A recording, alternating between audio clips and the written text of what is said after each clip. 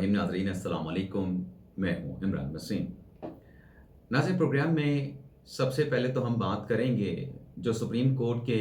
दो जजेस की जानिब से मखसूस नशिस्तों के मुकदमे में जो इख्तलाफी नोट जारी किया गया है, 24 घंटे गुजरने के बावजूद भी अभी तक ये इख्तलाफी नोट जो है वो टॉक ऑफ द टाउन बना हुआ है। सोशल मीडिया पे, नेशनल मीडिया पे जज साहबान का ये इख्तलाफी नोट जो है वो डिस्कस हो रहा है और इसके मंदरजात जो हैं वो वायरल हो रहे हैं। इस इख्तलाफी नोट ने जो मुल्की सियासी मंजरनामा है उसको कैसे मुकम्मल तौर पे तब्दील करके रख दिया है, और इस इख्तलाफी नोट के बाद जो अक्सरियती जजेस हैं जिन्होंने मखसूस नशिस्तों के हवाले से फैसला दिया, पाकिस्तान तहरीक इंसाफ को मखसूस नशिस्तें देने के हवाले से हुक्म सादिर किया गया, उन जज साहबान पर कितना दबाव बढ़ चुका है और जजेस में इख्तलाफात का क्या मामला है, ये भी आप नाज़रीन के साथ डिस्कस करेंगे। और इसके अलावा जो दीगर अहम खबरें हैं, शेर अफजल मरवत ने अपना मुजरम पकड़ लिया है, हुकूमत की जानिब से भी एक बड़ा अहम ऐलान किया गया है, मुतालबा किया गया है, और क्या वाकई ही, इस पर भी हम बात करेंगे, क्या वाकई ही हुकूमत को किसी किस्म का खदशा या ख़तरा लाहक है। जो आज पीपल्स पार्टी ने नून लीग को प्रपोजल पेश किया है कि अगर कोई ख़तरा है तो आप कौमी असम्बली को तहलील कर दें, तो इस पर भी हम बात करेंगे। लेकिन प्रोग्राम का आगाज़ अपनी पहली खबर से करेंगे, जो जस्टिस अमीनुद्दीन खान और जस्टिस नईम अख्तर अफगान का जो इख्तलाफी नोट है, उस नोट के हवाले से जो सोशल मीडिया पे डिस्कस किया गया और फिर उसका इम्पैक्ट सियासी मंजरनामे पे, सियासी सूरत हाल पे क्या पड़ा है, इसको हम डिस्कस करेंगे। लेकिन प्रोग्राम का आगाज़ करने से पहले आप देखने वालों से चैनल सब्सक्रिप्शन की दरख्वास्त करेंगे कि अगर अभी तक आपकी तरफ से चैनल को सब्सक्राइब नहीं किया गया, दरख्वास्त होगी कि चैनल को सब्सक्राइब कर लें, बेल आइकॉन का बटन प्रेस करें, और अगर आपको हमारी वीडियो पसंद आती है इसे लाइक भी करें और शेयर भी करें। तो पहली खबर से नाज़रीन प्रोग्राम का आगाज़ करते हैं। जिस तरीके से सोशल मीडिया पर ये जो इख्तलाफी नोट है डिस्कस हो रहा है और इसके जो मंदरजात हैं उसको वायरल किया जा रहा है, उसके ऊपर बहस मुबासा चल रहा है, लेकिन कुछ सवालात भी जज साहबान पे उठाए गए हैं। जो जस्टिस अमीनुद्दीन खान हैं, जस्टिस नईम अख्तर अफगान हैं, उनकी ज़ात के हवाले से, उनके प्रोफेशन के हवाले से सवालात उठाए गए हैं कि ये इख्तलाफी नोट जो लिखा गया इसमें नजरसानी का क्यों जिक्र किया गया। इन दो जज साहबान को अपने इख्तलाफी नोट में जो नजरसानी की दरख्वास्तें हैं, मुस्लिम नवाज की, पाकिस्तान पीपल्स पार्टी की और मुतासरा फ्रीकैन की, उनकी इन्हें अपने इख्तलाफी नोट में इतनी क्यों फिक्र थी, इन्हें तो अपना इख्तलाफी नोट देना चाहिए था। नाज़रीन, बात यह है कि ये जो सवाल उठाया जा रहा है, इख्तलाफी नोट होता ही वही है जिसमें आप अक्सरियती फैसले के साथ इख्तलाफ कर रहे होते हैं, अपना जवाब पेश कर रहे होते हैं, अपनी वजूहात पेश कर रहे होते हैं कि क्यों हमने तफसीली फैसले के साथ एग्री नहीं किया, उसके ये कानूनी और आइनी कॉन्सिक्वेंसेस हो सकते हैं। अब ये जो फैसला जज साहबान की तरफ से जारी किया गया उसमें जो मखसूस अपना नजरसानी का जो मामला डिस्कस किया गया कि अगर 15 दिन में तफसीली फैसला जारी नहीं होता, जो कि नहीं जारी किया गया, और उसके बावजूद हम अपने मुख्तसर फैसले पे जो तफसीली अक्सरियती मुख्तसर फैसला है उस पर हम अपना जो नोट है वो मुख्तसर फैसले के मंदरजात की रोशनी में जारी कर रहे हैं। जज साहबान कह रहे हैं कि 15 दिन में अगर ये तफसीली फैसला जारी नहीं होता तो नजरसानी गैर मौसर हो जाएगी। ये बात आइनी और कानूनी तौर पर बिल्कुल दुरुस्त है। आइन और कानून की जज साहबान ने बात की है, उन्होंने नजरसानी की फिक्र नहीं की, उन्होंने आइन और कानून का बगैर कोई बात उसकी तफसील बताए बगैर एक जुमले में सारी कहानी बयान कर दी है। मामला नाज़रीन ये है कि क्यों जज साहबान ने कहा कि नजरसानी गैर मौसर हो जाएगी। फर्ज करें कि, बल्कि मैं आपको मिसाल पेश करता हूँ, फर्ज तो बाद में कर लेते हैं। जब पंजाब में इलेक्शन हुआ था, हमजा शहबाज वज़ीर आला मुंतखब हुए थे, बुज़दार साहब रिजाइन करके चले गए थे, तो 25 पीटीआई के अरकान ने हमजा शहबाज को वोट किया था। उन 25 मुनहरफ अरकान के खिलाफ पीटीआई ने इलेक्शन कमीशन में रेफरेंस दायर किया था और फिर इलेक्शन कमीशन ने उन 25 अरकान को डिस्क्वालीफाई कर दिया था। अच्छा, एक तरफ वो जो डिस्क्वालीफाई होने वाले 25 अफराद थे वो अपील में इलेक्शन कमीशन के फैसले के खिलाफ आ गए थे कि इलेक्शन कमीशन का फैसला हमें डिस्क्वालीफाई करने का दुरुस्त नहीं है। दूसरी जानब इलेक्शन कमीशन ने उन हलकों पे जिन पे 25 अरकान को डिस्क्वालीफाई किया गया वहां पर उन्होंने ज़िमनी इलेक्शन का ऐलान कर दिया। अच्छा, ज़िमनी इलेक्शन हो गया, अरबों रुपए का पाकिस्तान के अवाम का पैसा उस पर खर्च हुआ, 25 लोग मुंतखब होके आ गए, 20 का डायरेक्ट इलेक्शन हुआ, 5 जो है वो मखसूस नशिस्तों पे इलेक्ट हुए, तो उन्होंने आके हल्फ उठा लिया। जब उन्होंने हल्फ उठा लिया तो इस दौरान जो इन 25 नाअहल अरकान की, जो मुनहरफ अरकान थे पीटीआई के, उनकी अपीलें सुप्रीम कोर्ट में समाअत के लिए फिक्स नहीं की गई। وہ پینڈنگ پڑی رہیں، اور جب ان کو سماعت کے لیے فکس کیا گیا تو ضمنی الیکشن ہو چکا تھا، نئے منتخب ارکان حلف اٹھا چکے تھے، پنجاب اسمبلی کے ممبر بن چکے تھے، تو سپریم کورٹ نے کیا کہا تھا کہ اب چونکہ الیکشن ہو چکا ہے آپ کی سیٹوں پہ، تو آپ کی درخواستیں تو اپیلیں تو غیر مؤثر ہو چکی ہیں، لہٰذا ہم کچھ نہیں کر سکتے۔ جج صاحبان آج بھی اسی بات کی نشاندہی کر رہے تھے کہ 15 دن کے اندر تفصیلی فیصلہ آ جاتا ہے، کیونکہ آپ نے 15 دن کی الیکشن کمیشن کو ڈائریکشن دی ہے، 15 دن میں عمل درآمد کرنے کا کہا ہے، تو آپ 15 دن میں تفصیلی فیصلہ بھی دے دیتے تاکہ کوئی ابہام نہ ہو۔ اب دیکھنا کہ الیکشن کمیشن نے ابہام پر الگ سے سپریم کورٹ سے رجوع کر رکھا ہے۔ اب ہمارے بہت سارے دوست یہ بات کر رہے ہیں کہ الیکشن کمیشن کے خلاف کنٹینٹ میں جانا چاہیے۔ بھائی وہ جو درخواست سپریم کورٹ کو الیکشن کمیشن نے دے رکھی ہے کہ آپ کے فیصلے میں ابہام ہے، اس کی وضاحت کر دیں۔ اس کی وضاحت کس نے کرنی ہے؟ اس کی وضاحت ہونے سے پہلے آپ کیسے کہہ رہے ہیں کہ الیکشن کمیشن جو ہے اس کے خلاف جو ہے آپ کنٹیمپٹ اور سپریم جوڈیشل کونسل میں برطرفی کا جو ہے وہ ریفرنس یا اس کے اوپر کونسل جو ہے وہ کارروائی شروع کر دے؟ تو یہ تو لاجیکلی اور آئین اور قانون کے تحت جو ہے وہ اس کا کوئی جواز ہی نہیں ہوگا۔ پھر بہت سارے دوست یہ سوال اٹھا رہے ہیں کہ یہ 2 ججز کا جو فیصلہ جاری کیا گیا ہے، یہ دراصل دباؤ بڑھایا گیا ہے ان 8 ججز پہ کہ وہ اپنا تفصیلی فیصلہ جاری کریں، اور تفصیلی فیصلہ جاری کریں تاکہ قاضی فیصل صاحب کی جو ایکسٹینشن ہے ان کا معاملہ زندہ رہے۔ اب ان کی لاجک آپ چیک کریں، ہمارے اپنے صحافی بھائی ہیں، دانشور ہیں، تجزیہ کار ہیں جو ساری یہ باتیں کر رہے ہیں۔ ایک تو یہ ہے، اب میں ایک ایک کر کے پوائنٹ آپ کے سامنے رکھنے جا رہا ہوں، کہ جب یہ فیصلہ مخصوص نشستوں کا محفوظ ہوا تھا تب تو انہیں بہت جلدی تھی کہ جلدی سے فیصلہ سنایا جائے۔ ایک دن گزر گیا، دوسرے دن جو ہے وہ شور شرابہ ہونا شروع ہو گیا کہ فیصلہ کیوں نہیں جاری ہو رہا۔ قاضی صاحب تو فیصلہ محفوظ کرنے کے چند ہی گھنٹوں کے بعد سنا دیتے ہیں، اگلے دن سنا دیتے ہیں، جہاں اہم مقدمہ ہوتا تھا یہاں پر تو ایک دن گزر گیا فیصلہ کیوں نہیں آ رہا، دوسرا دن گزر گیا تب کہا گیا کیوں فیصلہ قاضی فیصل صاحب نہیں سنا رہے۔ بلکہ میں نے تو کچھ دوستوں سے بھی سنا کہ اگر قاضی فیصل صاحب نے کازز جاری نہ کی فیصلہ سنانے کی تو باقی جو اکثریتی ججز ہیں ان کی جانب سے پریس لسٹ جاری کر دی جائے گی۔ یہاں تک باتیں ہوئیں، یعنی ایک اتنا اہم مقدمہ آئین اور قانون کی تشریح کا، اب انہیں فیصلہ جلدی چاہیے تھا۔ اب جب مختصر فیصلہ آپ کو جلدی چاہیے تھا، اب اگر تفصیلی فیصلے کے حوالے سے بات ہو رہی ہے، آج حکومت نے 2 ججز کے اختلافی نوٹ کے بعد یہ مطالبہ کیا ہے کہ 2 ججز نے جو سوالات اٹھائے ہیں کہ یہ آئین اور قانون کو ری رائٹ کیا گیا ہے، آئین اور قانون سے، پروسیجر سے، پیرامیٹر سے، طے کیے گئے اصولوں سے، سپریم کورٹ کے رول سے ہٹ کے فیصلہ دیا گیا ہے، تو 8 ججز بھی اپنی ریزننگ دے دیں، ان 2 ججز کے اختلافی نوٹ میں جو سوالات اٹھائے گئے ہیں ان کا جواب بھی دے دیں۔ تو ظاہر سی بات ہے کہ اس پہ اب ججز پہ دباؤ تو بڑھے گا۔ 2 ججز نے جب اتنا بڑے واضح الفاظ کے ساتھ کہا ہے کہ ہم یہ ریلیف نہیں دے سکتے تھے،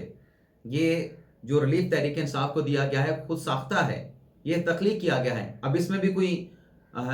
ڈسپیوٹڈ فیکٹ نہیں ہے کہ جب یہ مقدمہ سپریم کورٹ میں چل رہا تھا، ججز کی طرف سے کمرہ عدالت میں، اوپن کورٹ میں لائیو سٹریم بھی ہو رہا تھا، تجویز پیش کی گئی سنی اتحاد کونسل کے وکیل فیصل صدیقی صاحب کو، تحریک انصاف کے رہنما وکیل رہنما سلمان اکرم ریڈی صاحب سے کہ آپ یہ بتائیں کہ اگر عدالت کسی موقع پہ یہ سوچے کہ یہ سیٹیں پاکستان تحریک انصاف کو دی جائیں تو آپ کا موقف کیا ہے؟ تو سنی اتحاد کونسل کے وکیل فیصل صدیقی اور سلمان اکرم ریڈی صاحب نے یہ سیٹیں تحریک انصاف کو دینے کی تجویز سے اختلاف کیا تھا کہ یہ سیٹیں تحریک انصاف کو نہ دی جائیں، ہم لوگ تو جا چکے ہیں سنی اتحاد کونسل میں، یہ سیٹیں سنی اتحاد کونسل کو دی جائیں۔ میں ایک اور خبر بھی آپ کے ساتھ چلیں شیئر کر لیتا ہوں۔ یہاں پہ ایک جگہ پہ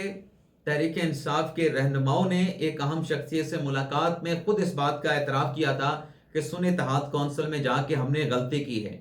یہ مخصوص نشستیں سنی اتحاد کونسل میں جانے کے بعد ہمیں نہیں ملنی چاہیے، ہمیں نہیں مل سکتی۔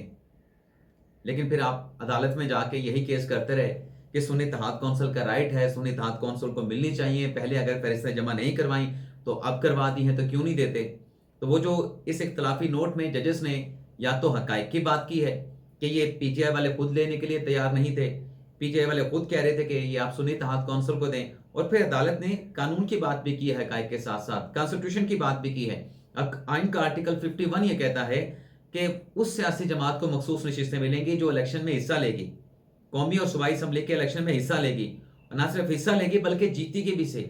ایٹ لیسٹ ایک سیٹ ان کی جیتی ہونی چاہیے قومی اور صوبائی اسمبلیوں سے، پھر وہ مخصوص نشستوں کے لیے اہل ہوگی۔ اور دوسری جو ریکوائرمنٹ ہے وہ سیکشن 104 ہے۔ اب سیکشن 104 یہ کہتا ہے کہ جب الیکشن ہو رہا ہوگا، الیکشن کمیشن شیڈول جاری کرے گا، جو سیاسی جماعت الیکشن لڑ رہی ہوگی وہ اپنی مخصوص نشستوں کی فہرست جو ہے شیڈول کے مطابق الیکشن کمیشن کو جمع کروائے گی، اس کی سکروٹنی ہوگی۔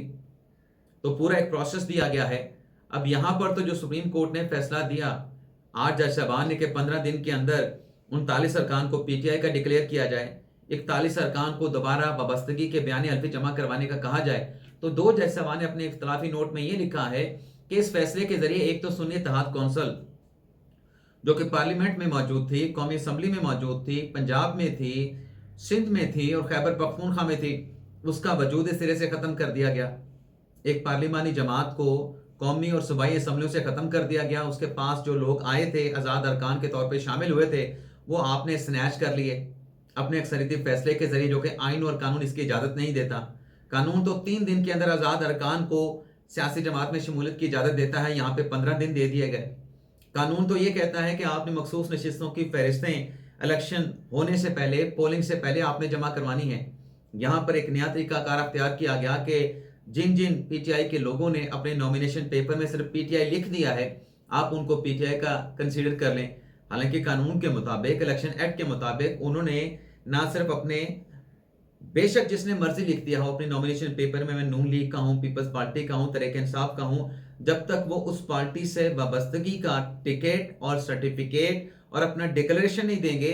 वो कभी भी उस सियासी जमात का कैंडिडेट नहीं माना जाएगा। लेकिन यहाँ पर भी कानून और आइन से हटकर जो है ये रास्ता निकाला गया पाकिस्तान तहरीक इंसाफ के 39 अरकान के लिए, उन्हें डिक्लेयर किया गया।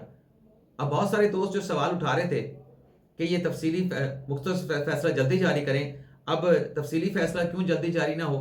अगर आपको मुख्तसर फैसले की जल्दी थी तो तफसीली फैसले की आपको क्यों जल्दी नहीं है? इन 2 जजेस के अब नोट के बाद उन 8 जजेस पे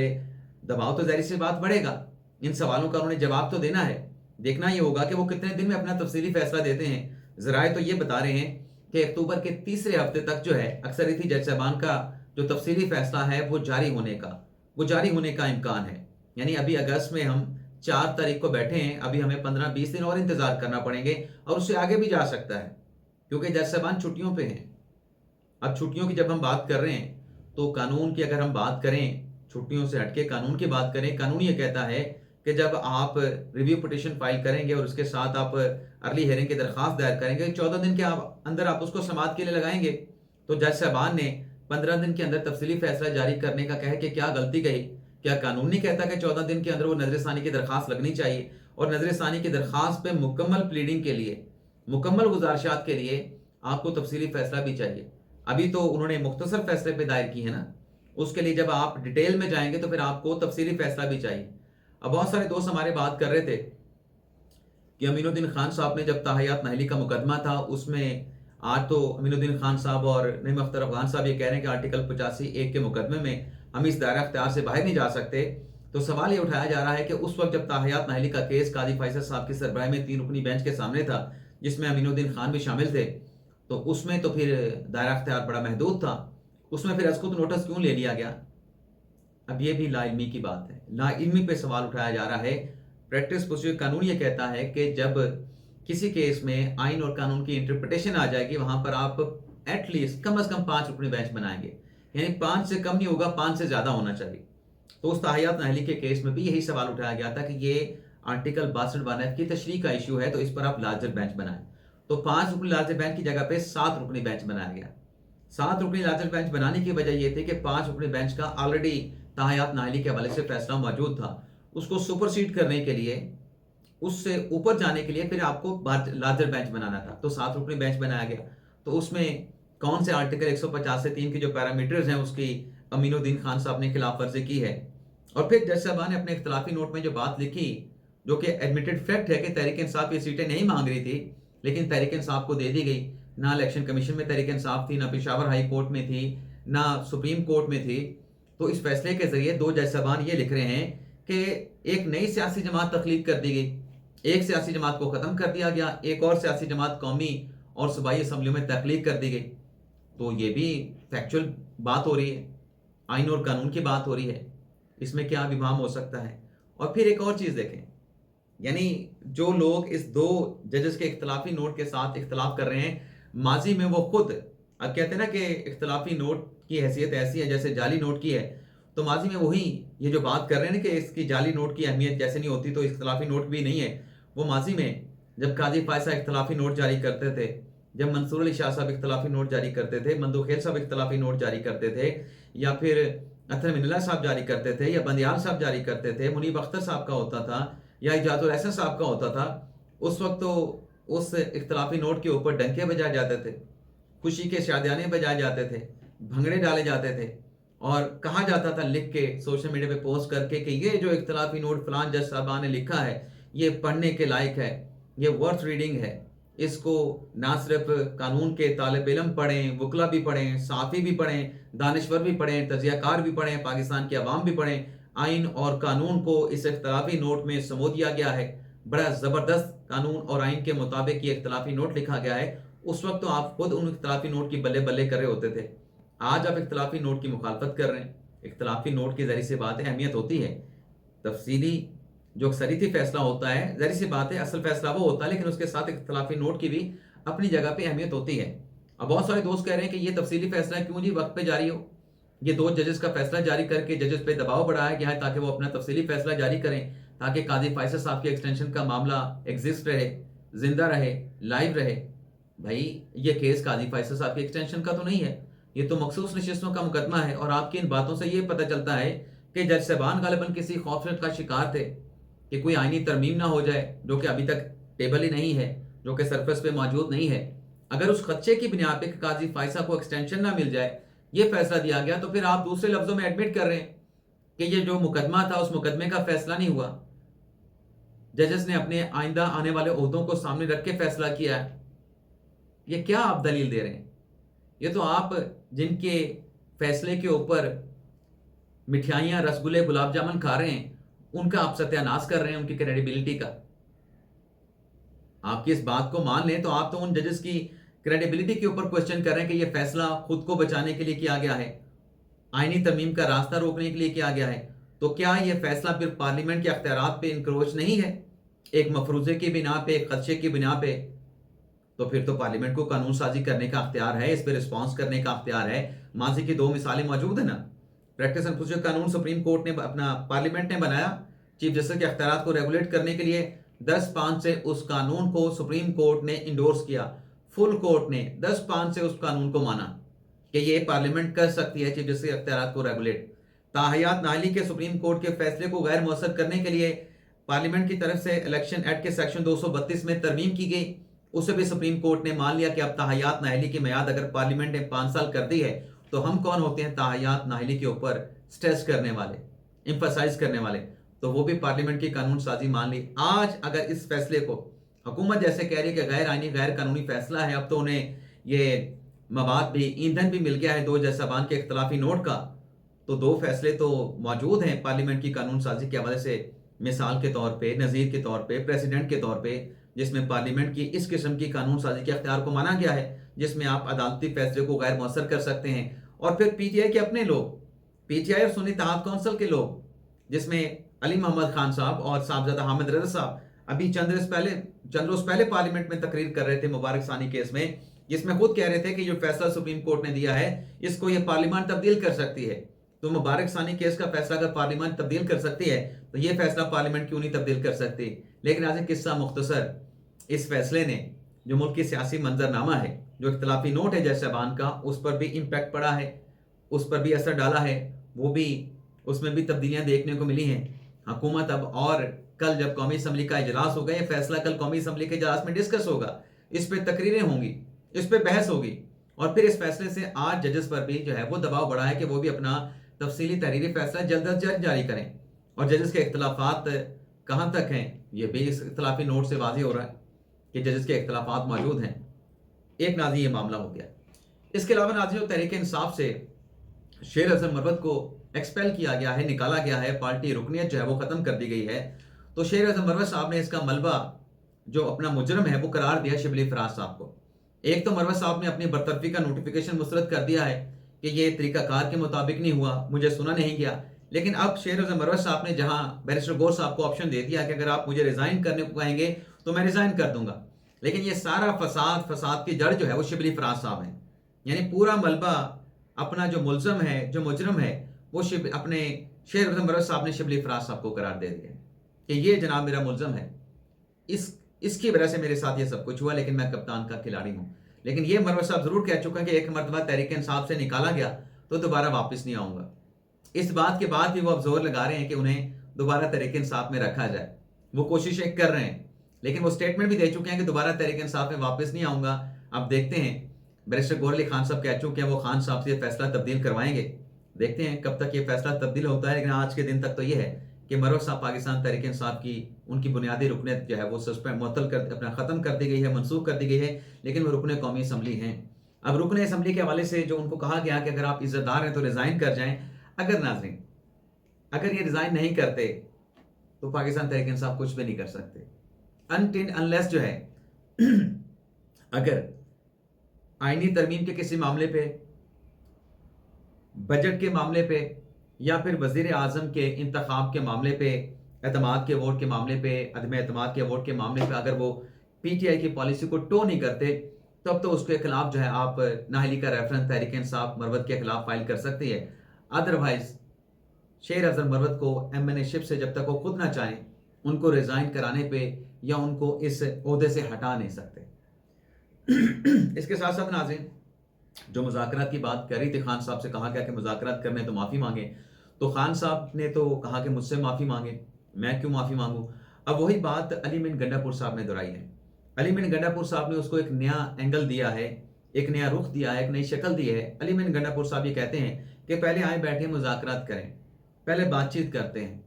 ڈسکشن کرتے ہیں ایک دوسرے کے ساتھ، شکوے شکایات ایک دوسرے کے ساتھ شیئر کرتے ہیں، اپنے تحفظات آپ کو بتاتے ہیں، آپ کے تحفظات سنتے ہیں. اس کے بعد اگر ہماری غلطی ہوئی تو ہم معافی مانگنے کے لیے تیار ہیں. یعنی معافی مانگنے کے لیے انہوں نے پھر اس کو کنڈیشنل کر دیا ہے. مشروط طور پہ معافی مانگنے کا اندیا عمران خان صاحب نے یا تحریک انصاف نے دے دیا ہے کہ پہلے ٹیبل پہ بیٹھ کے مذاکرات کر لیں، ہماری غلطی ہوئی، ہمیں آپ نے کنونس کر لیا، سیٹسفائی کر لیا تو ہم معافی مانگ لیں گے. اس کے علاوہ ناظرین پیپلز پارٹی کے سیکرٹری جنرل نئی بخاری صاحب نے اسٹیٹمنٹ دیا ہے کہ حکومت کو اگر کوئی خطرہ ہے تو وہ ایڈوائز صدر پاکستان کو بھیجیں اور قومی اسمبلی کو تحلیل کر کے ملک میں نئے انتخابات کرا دیں. اب پیپلز پارٹی کے رہنما نے کہ کس تناظر میں اسٹیٹمنٹ دیا ہے، طریقہ کار تو یہی ہے کہ اگر آپ نے اسمبلی تحلیل کرنی تو صدر کو ایڈوائز کرتے ہیں جیسے عمران خان صاحب نے کیا تھا، شہباز شریف نے کیا تھا. لیکن ساتھ میں نیب بخاری صاحب نے اور بھی بات کی ہے کہ صدر زرداری صاحب نے مذاکرات کے حوالے سے بات کی تھی، لیکن مذاکرات کے لیے کوئی آگے بھی تو بڑھے. زرداری صاحب تو ڈائلاگ کے لیے، مذاکرات کے لیے تیار ہیں، اور یہاں پہ پیپلز پارٹی نے ملبہ ڈالا ہے عمران خان صاحب پہ، تحریک انصاف کے، کہ یہ مذاکرات کے لیے سنجیدہ نہیں. ایک دن یہ کچھ بات کرتے ہیں، دوسرے دن اس سے مختلف بات کرتے ہیں، تو ان کا اعتماد کیوں کریں. تو جب بار بار بات کرتے ہیں کہ خان صاحب کا اعتماد کسی کو نہیں ہے، یہ بات کر کے مکر جاتے ہیں، یہ بات کر کے پیچھے ہٹ جاتے ہیں، یہ بات کر کے یو ٹرن لے لیتے ہیں، تو گارنٹر نہیں ہے خان صاحب کا. خان صاحب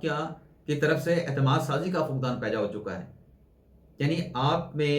وہ کہتے ہیں مستقل مزاجی نہیں ہے، اس کی کمی دیکھنے کو مل رہی ہے. تو یہ ناظرین آج کا ہمارا ویلاگ